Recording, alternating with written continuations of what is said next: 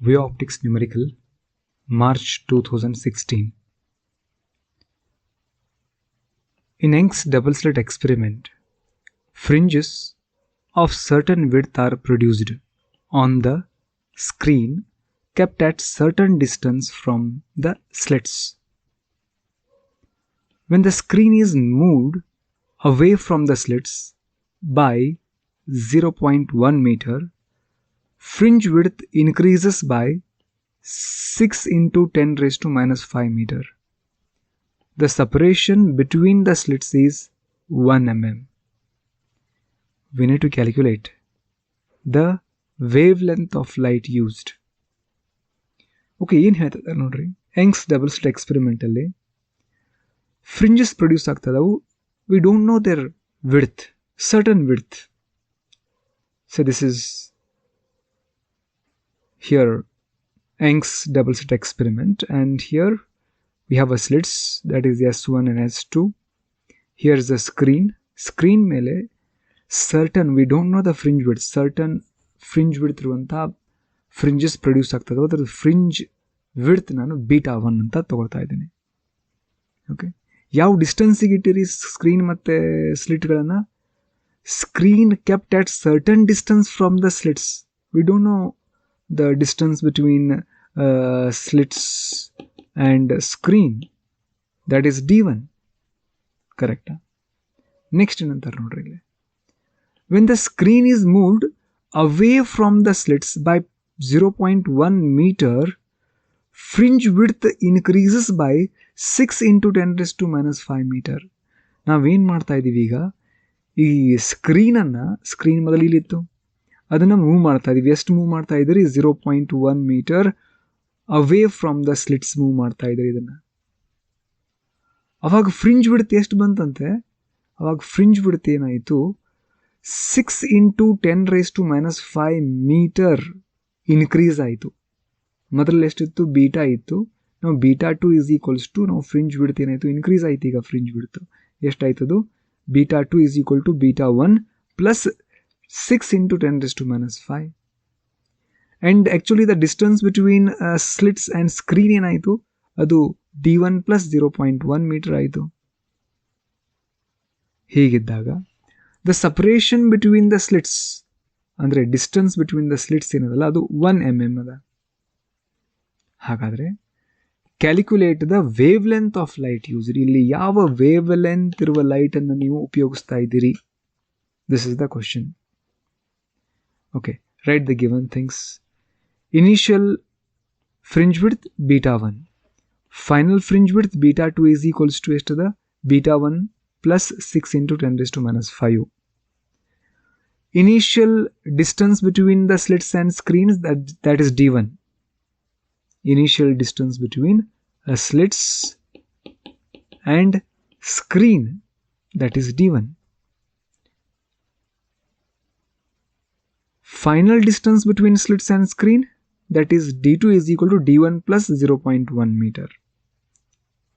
Final ಮೊದಲು D1 ಇತ್ತು, ಆನಂತರ 0.1 ಮೀಟರ್ ಅದನ್ನು away from the slits move ಮಾಡಿದಾಗ D2 is equal to D1 plus 0.1 metre ಆಯಿತು.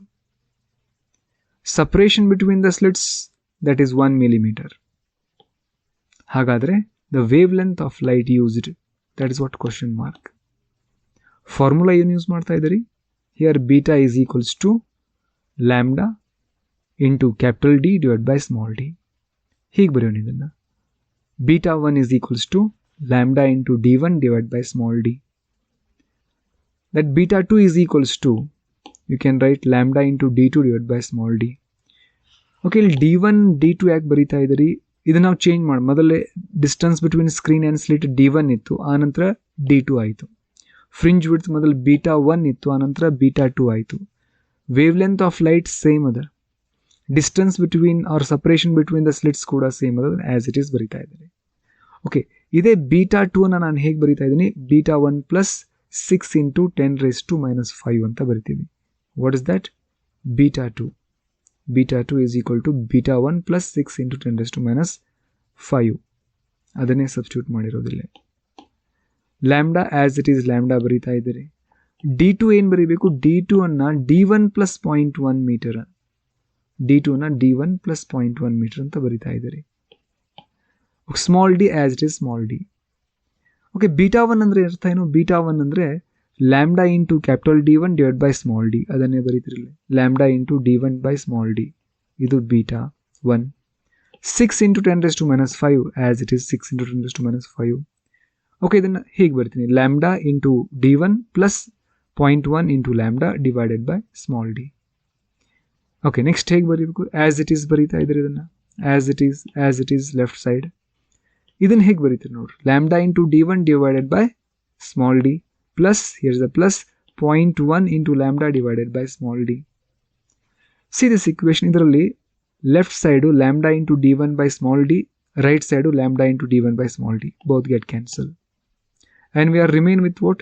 6 into 10⁻⁵ is equals to 0.1 into lambda by small d. Okay, we want lambda. ನಮಗೆ ಬೇಕಾಗಿದ್ದು lambda.